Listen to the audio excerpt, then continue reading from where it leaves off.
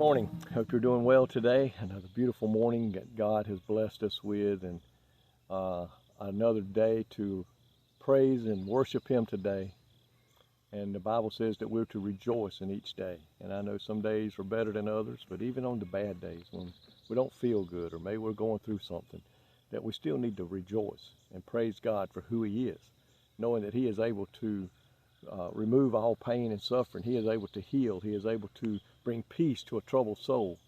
And today we just thank Him for being the God that He is, sitting upon a throne, watching over us, listening to our prayers, meeting our needs. What an awesome God we serve. I want to talk to you today in Ephesians chapter 4 and verse 12 through 16.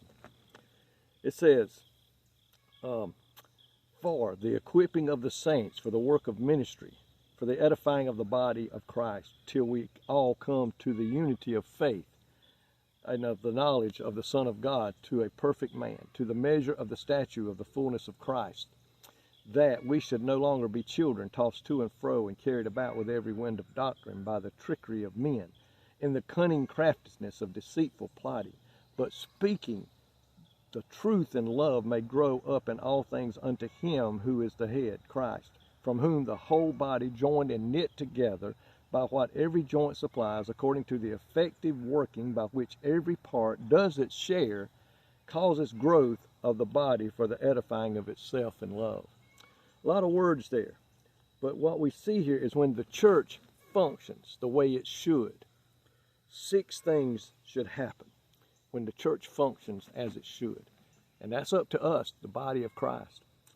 Number 1, believers are equipped for their calling. There are those in the church who need to teach Sunday school classes, those who head up the different organizations within a church, the men's group, the ladies group, the children's ministry. There are special people for each job that are equipped by God. Number 2, the ministry is enhanced. It grows. It gets stronger.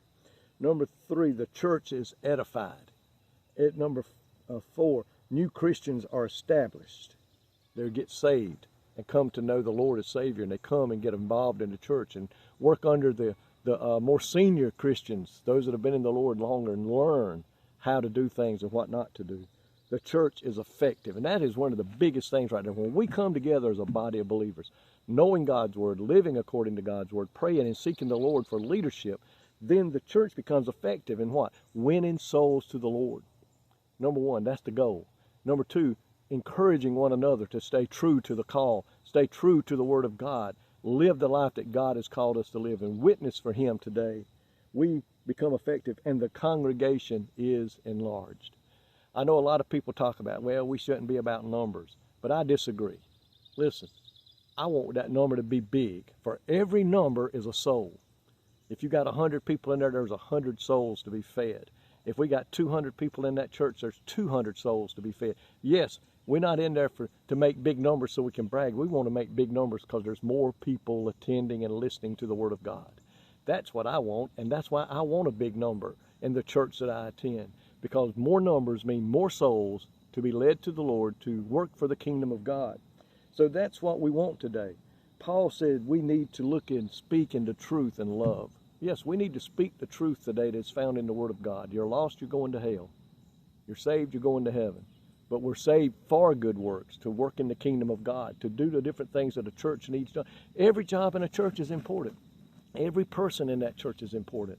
I know there are those who are always up front in the limelight, so to speak, but those people that work in the background, those that work in the Sunday schools that are never up on that stage preaching or singing or leading a choir or playing an instrument, but those that are in the background teaching the children and establishing them early in the Lord, those that are teaching the teenagers, keeping them fed with the Word of God, those that are teaching the married couples, keeping that marriage strong in the Lord. There is a lot of people that are involved in the church, and it takes us all working together to make that church what Christ wants that church to be. One body made of believers, one Spirit who indwells in each believer, one hope which is Christ's promise to return, one Lord, Jesus Christ, who has redeemed us by His blood, one faith once for all delivered to the saints, one baptism, referring to the baptism of the Holy Spirit. Folks, let's get our church united for the goal of winning souls to the Lord. Thank you, Lord, today for your word that breaks it down sometimes so easy to understand why you want us to work together and why we as a body of believers in a church should work together. Lord, you may be edified, that the church may be effective in winning souls, that our church will continue to grow and be the lighthouse that you want it to be. In Jesus' name I pray. Amen. God bless you today is my prayer.